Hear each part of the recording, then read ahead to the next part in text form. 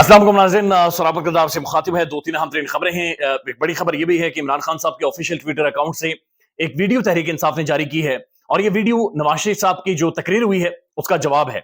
वो क्या है वो आपके सामने रख देते हैं। लेकिन आज एक अनप्रेसिडेंटेड चीज हुई है, एक गैर मामूली चीज हुई है और वो गैर मामूली चीज ये है कि पाकिस्तान के आज जितने भी अखबार हैं, पाकिस्तान के अंदर जितने भी अखबार हैं, उन सब की जो शह सुर्खी है, जो सबसे बड़ी खबर होती है, लीडिंग स्टोरी होती है, जो पहली खबर फ्रंट पेज के ऊपर आप देखते हैं, वो खबर नवाज शरीफ के हवाले से है और वो खबर एक ही है।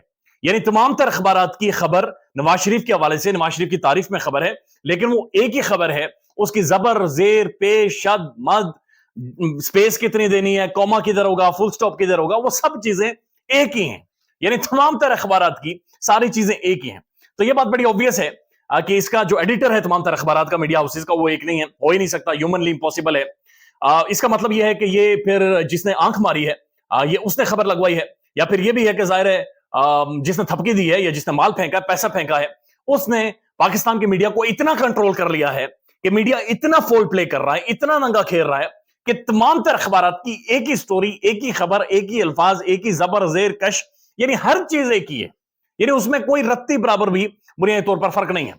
अब इंटरेस्टिंग बात यह है कि सुबह सुबह पाकिस्तान मुस्लिम लीग नून का जो ट्विटर अकाउंट है, उसने सबसे पहले वो तमाम तर अखबारात के जनाब तस्वीर लगाई और तस्वीर लगाकर ऊपर लिख लिया वतुइज़्ज़ु मंतशा वतुज़िल्लु मंतशा। तो ये पता नहीं उन्होंने किसके बारे में लिखा, लेकिन मीडिया के बारे में ये जरूर लिखा है कि मेरे ख्याल में मीडिया जो झूठ बोलता रहा, पाकिस्तान के अंदर जो एक फ्रॉड बेचा जाता रहा कि मीडिया रियासत का चौथा स्तून होता है, असल में ऐसा नहीं है। असल में बिल्कुल ऐसा नहीं है। ये कारोबार है, ये सेठों का कारोबार है और सेठ पैसे लेते हैं, सेठ बड़ी बड़ी जायदादें बनाते हैं और सिस्टम इस जो सेठ हैं वो सिस्टम के बेनिफिशियरीज हैं और ये चीज अब खुलकर सामने आ रही है। यानी इंसानी हुकूक की इस मुल्क के अंदर खिलाफ वर्जियां हो जाए, मीडिया नहीं आवाज उठाएगा, मीडिया के कानों पर जूं नहीं रेंगती, मीडिया बोलता नहीं है, बड़े बड़े साफी नहीं बोलते, ये अखबार, टीवी चैनल्स ये बात ही नहीं करते। तो रिजीम चेंज के बाद इस मुल्क में जो कुछ हुआ है उसका अगर कोई बेनिफिशियरी है, जो बहुत बड़ा बेनिफिशियरी बनकर सामने आया है, जिसने माल कमाया, जिसने रोकड़ा कमाया, जिसने पैसा कमाया है, वो मीडिया ने कमाया। प्रैक्टिकली जो चीज नजर आ रही है कि मीडिया ने अरबों रुपए कमाए हैं। एक तो शहबाज हुकूमत में 10 अरब रुपए उनके ऊपर फेंके गए, यानी मीडिया नाच रहा था और वेले करवा करवा उनके मुंह के अंदर ठोसे गए। और अब जो एक दिन में जो मीडिया को दिया गया है माल, यानी मुल्क के अंदर एक पॉलिटिकल हुकूमत गिरी, उसके मद में जो क्राइसिस बना, क्राइसिस में जिसने पैसा कमाया मीडिया था। यानी कि जो फाइनेंशियल बेनिफिशियरी था वो सिर्फ और सिर्फ मीडिया था, जो ना सिर्फ नाचा बल्कि उसके बाद पैसे भी कमाता रहा और उसके बाद माल लेता रहा। तो ये गैर मामूली है कि पाकिस्तान की जो हेडलाइंस हैं, पाकिस्तान की जो फ्रंट पेज की खबरें हैं, सारी बिक गई हैं। यानी ये कितना बड़ा एक इंटेलेक्चुअल कोलैप्स है, ये कितना बड़ी इंटेलेक्चुअल डिसऑनेस्टी है इस मुल्क के साथ कि जब आप पाकिस्तान के, जब इंफॉर्मेशन के सोर्स को ही आप खरीद लें, जब आपको जो इंफॉर्मेशन देता, मालूमात देता, आप उसे खरीद लें, जब उसका ही आप सौदा लगा लें, उसके मूल्य लगा लें, यानी जिसने आपको खबर देनी है वो बिक गया है, जिसने आपको मालूमात देनी है वो बिका हुआ है। तो आप अंदाजा लगा लें कि फिर किस लेवल की एक मॉरल कोलैप्स है और किस लेवल का ये गिरावट है। अब इमरान खान साहब के जो ट्विटर अकाउंट है, वहां से एक वीडियो आई है, 57 सेकंड की वीडियो है, मिलियंस में इसे लोग देख चुके हैं और उसमें इमरान खान साहब मुखातिब हैं। ये तकरीर इमरान खान साहब की मेरे ख्याल में गिरफ्तार होने से कई महीने पहले की है। इमरान खान साहब उस 57 सेकंड की वीडियो में कहते हैं कि कहा जा रहा है कि लेवल प्लेइंग फील्ड तब होगी जब नवाज शरीफ मुल्क में वापस आएगा। उसके बाद खान साहब कहते हैं, मैं तो इन्हें कहता हूं, मैं कई बार इन्हें कह चुका हूं कि नवाज शरीफ को बुला लें, मुल्क के अंदर दोबारा नवाज शरीफ को बुला लें। नवाज शरीफ जिस भी हल्के में जाएगा इंतखाबात लड़ने, मैं भी नवाज शरीफ के पीछे उसी हल्के में इलेक्शन लड़ने जाऊंगा। उसके बाद वो कहते हैं कि नवाज शरीफ जहां पर भी खड़ा होगा, मैं नवाज शरीफ के पीछे जाकर उधर ही खड़ा होऊंगा। साथ उन्होंने कहा कि जनाब मैं एक बात बताना चाहता हूं कि मैं कैंपेन भी नहीं करूंगा। यानी वो कह रहे हैं मेरे हाथ पांव बांध दे, अब मुझे कैंपेन भी नहीं करने दे, लेकिन जहां पर नवाज शरीफ जाएगा मैं भी वहां पर जाकर इंतखाबात लड़ूंगा। मेरे हाथ पांव बांध दें, मेरे टीवी पे ऊपर पाबंदी लगा दें, मीडिया के ऊपर पाबंदी लगा दें, मुझे बाहर ना निकलने दें, जलसे जुलूस ना करने दें, मेरे पोस्टर्स ना लगने दें, मेरे बैनर्स ना लगने दें, ये सारी चीजें आप हटा दें। वो कहता है कोई फर्क नहीं पड़ता।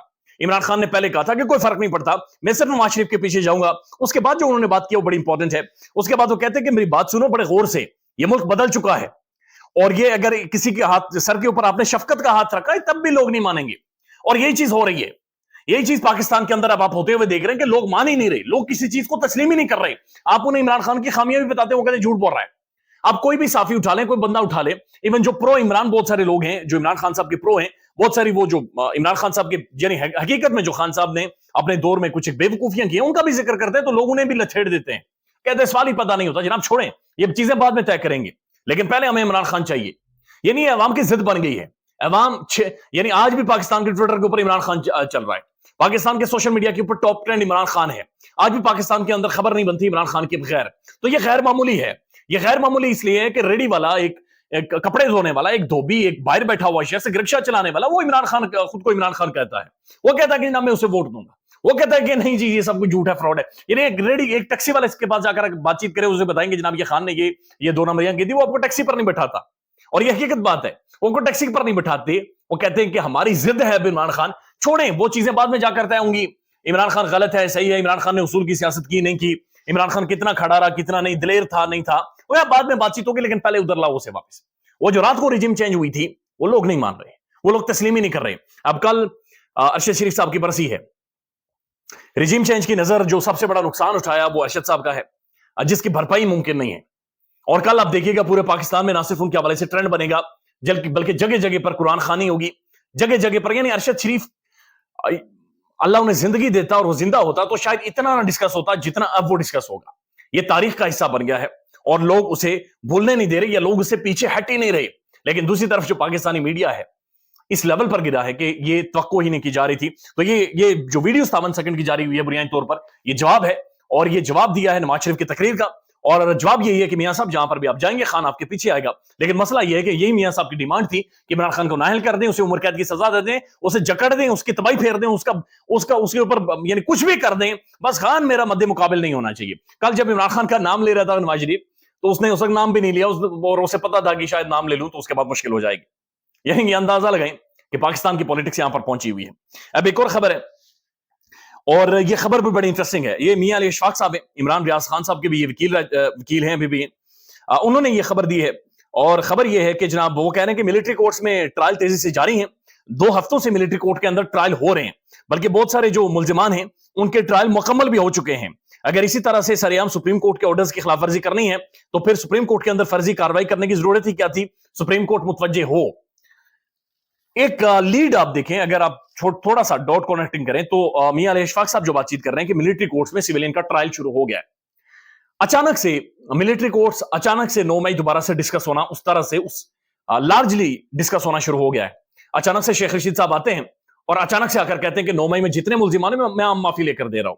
جناب یہ بات میری مانی جائے گی انشاءاللہ, اور میں سب کے لیے معافی لے کر دوں گا, اور سارے چھوٹ جائیں گے, سارے آزاد ہو جائیں گے, جو روح پوش ہیں وہ بھی سارے باہر آ جائیں گے. اس کے بعد یعنی سب سے پہلے سپریم کورٹ اس معاملے کو ٹیک اپ کرتا ہے. سپریم کورٹ یہ کہتا ہے کہ ملٹری کورٹ کے حوالے سے ٹرائل ہوگا سپریم کورٹ میں, جو سماعت ہے وہ ہوگی منڈے والے دن. اس کے بعد شیخ صاحب آتے ہیں, شیخ صاحب یہ سٹیٹمنٹ دیتے ہیں کہ جناب ملٹری کورٹ کے حوالے سے میں جناب سب سے میں کہوں گا کہ معاف کر رہے ہیں جو 9 مئی کے اندر ملوث تھا, لہٰذا سب کو معافی دی جائے گی. اور اس کے بعد اب یہ ان کا ٹویٹ آنا میاں علی اشفاق صاحب کا کہ جناب ملٹری کورٹس کے اندر ٹرائل بھی شروع ہو چکا ہے اور یہ 2 ہفتوں سے ٹرائل جاری ہے. تو